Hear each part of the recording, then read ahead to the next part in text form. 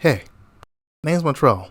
Today, I want to talk about how the Sega Dreamcast more or less ruined how I listen to Sega Genesis music. I think a good place to start would be the transition from the 8-bit generation to the 16-bit generation.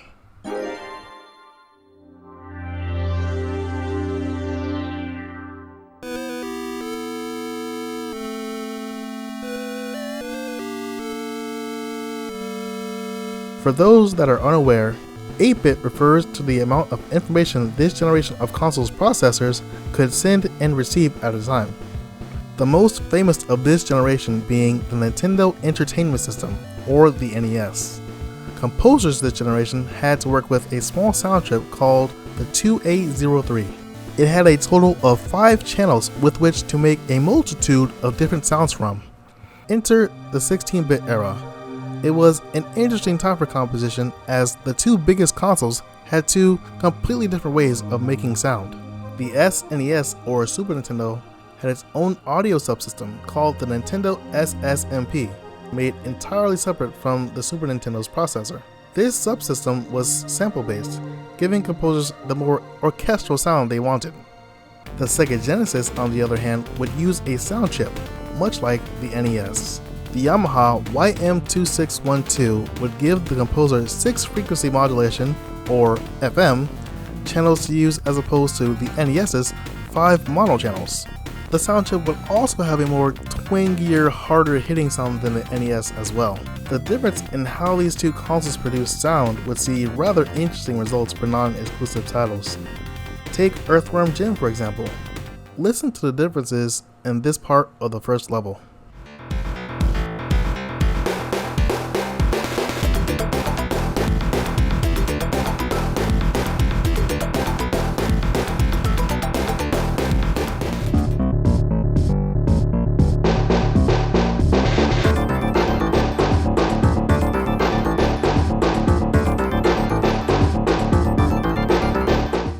I find myself still preferring the Super Nintendo version. I just like how they handle bass and synths better. The Sega Genesis version, however, their drums hit a lot harder, so it's a tough call to make. Now let's talk about the Sega Dreamcast, specifically the Sega Smash Pack Volume 1. The Sega Smash Pack was a collection of big Sega Genesis titles, such as Golden Axe and Phantasy Star 2. It was reviewed rather poorly for how it emulated sound and music in the compilation. Let's take Phantasy Star 2 for example. It would take this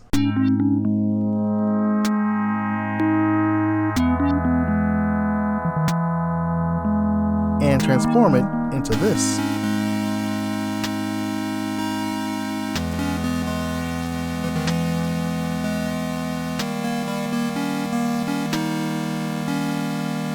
Do you hear the difference? It basically reverted the songs to a more 8-bit sound. Even more strangely, some songs would slow down dramatically in tempo.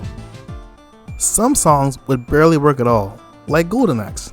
Here's the difference.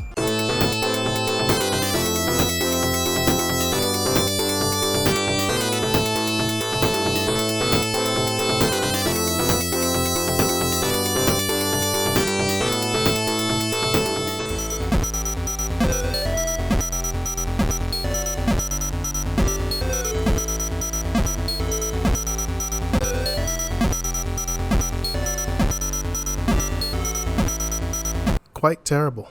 After the bad press, Sega stopped making these collections on the Dreamcast.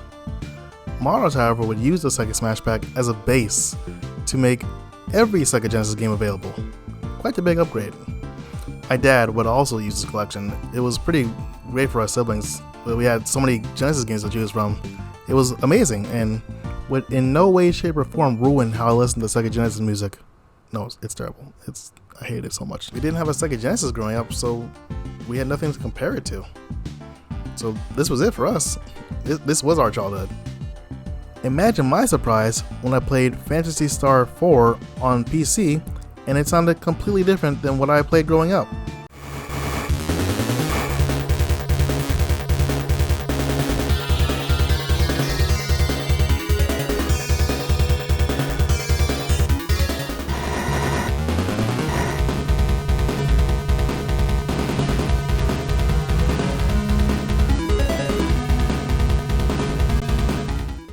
Or when I looked up soundtracks for Mystic Defender and hear how the tempo was 100 times faster than what I used to listen to.